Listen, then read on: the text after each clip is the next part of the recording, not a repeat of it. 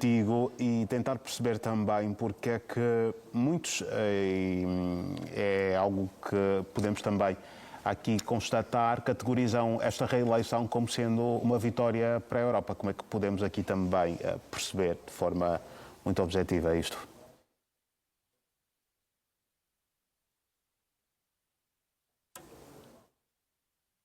Isal, parece que estás com o microfone desligado. Vamos lá recomeçar, ok? Pois. Vamos a isso. Sim, estava a tentar dizer que sim, é uma vitória em termos de expectativas do alinhamento da Moldávia ao bloco europeu, da União Europeia e do mundo ocidental. Mas essa expectativa pode ser coroada em fracasso se não resolver o problema da Transnistria, que é uma região secessionista dentro deste território, que é uma região, a maioria, russa, não é? E também foi curioso ver que mesmo no discurso de vitória, a própria candidata pró-ocidental fez um discurso em russo, que é uma das línguas mais usadas no país. Ou seja, essa expectativa pode ser coroada de fracasso se não resolverem a questão identitária dos russos dentro do território e também das relações que estes cidadãos têm para com a Rússia. Se não for salvaguardada esta componente, esta eleição, mesmo se ela obter o segundo mandato, poderá não resultar na adesão desse país para a União Europeia. O mesmo também se passa, por exemplo, com a Sérvia, que tem um problema também com o Kosovo. A União Europeia não pode se permitir, quem somos nós, pode se permitir o que quiser, mas em termos pragmáticos, integrar um Estado-membro dentro do seu bloco, tendo esse Estado-membro problemas internos ligados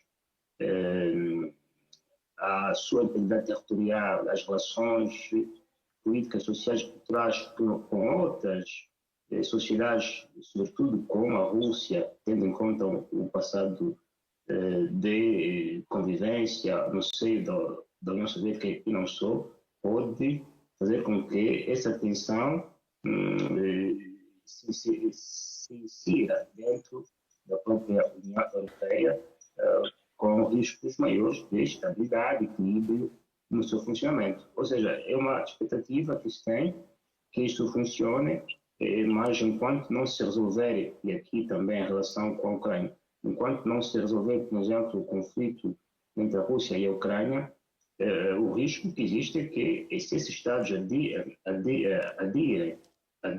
à União Europeia, também a própria tentativa de adesão oficialmente à União Europeia possa despolitar, por exemplo, o risco de conflito entre os moldavos pró-União Europeia e os moldavos que são pró-Rússia. O mesmo também se passa, por exemplo, com a própria Geórgia, não é? Onde a eleição foi acusada de ter sido fraudulenta por causa do envolvimento da Rússia, mas aí também o discurso é o mesmo. Há uma maioria que quer entrar para a União Europeia e uma outra minoria, uma maioria que pretende ficar fora dela, mantendo relações com a Rússia. Ou seja, deverá haver um mecanismo, uma forma qualquer, de resolver primeiro o assunto de relação com a Rússia antes de, eventualmente, embarcarem para a própria adesão à União Europeia, porque o risco pode ser de causar um conflito semelhante ao que está a acontecer na Ucrânia, mesmo se ali o risco ter sido causado por, eventualmente, a Ucrânia ter piscado o olho para a NATO. Mas, como se sabe, estes processos de integração com a União Europeia depois são seguidos com a adesão para a NATO. Muitas vezes acontece o contrário, mas, em geral, um Estado entra para a União Europeia, o passo sucessivo é entrar para a NATO.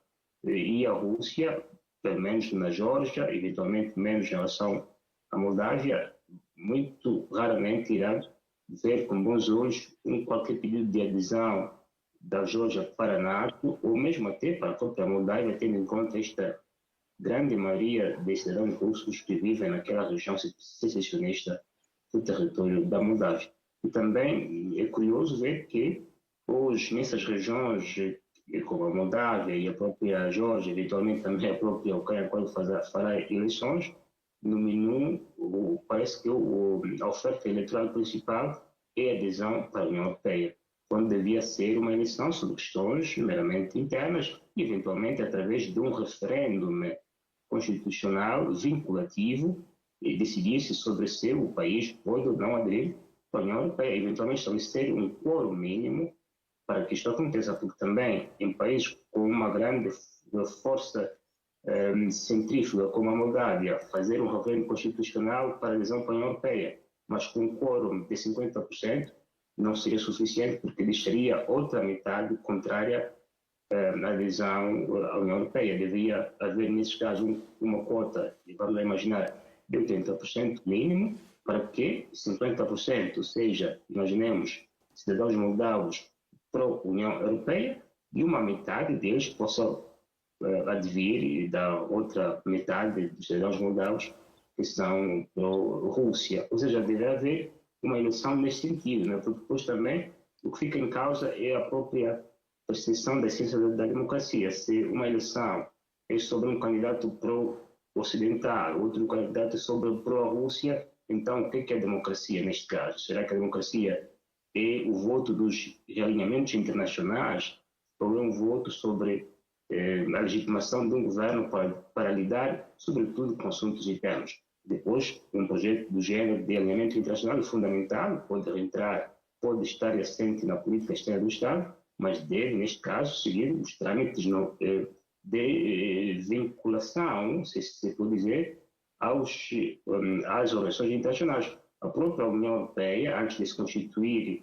como tal, passou por esses processos, né? Houve fase em que os Estados realizaram referendo, alguns Estados aprovaram a adesão, outros Estados não aprovaram a adesão, para que o processo seja democrático, mas eram votos separados de voto do processo eleitoral. Quando o Reino Unido saiu da União Europeia, não foi através de uma eleição, não é que houve uma eleição política, onde os candidatos, uns eram a favor da manutenção do país na União Europeia, outros eram a favor da sua saída. Houve um referendo específico, vinculativo, que levou o país a decidir a sua sorte, a sua relação para a União Europeia. Devia ser este mecanismo, porque senão há aqui a ideia de que hoje em dia qualquer eleição é sobre ser um Estado é pro isto ou pro aquilo, quando deve ser uma eleição para cuidar de assuntos marcadamente internos e depois, eventualmente, através de um referendo, votar-se o seu regulamento internacional, que também deve vir, nestes casos, através de um consenso nacional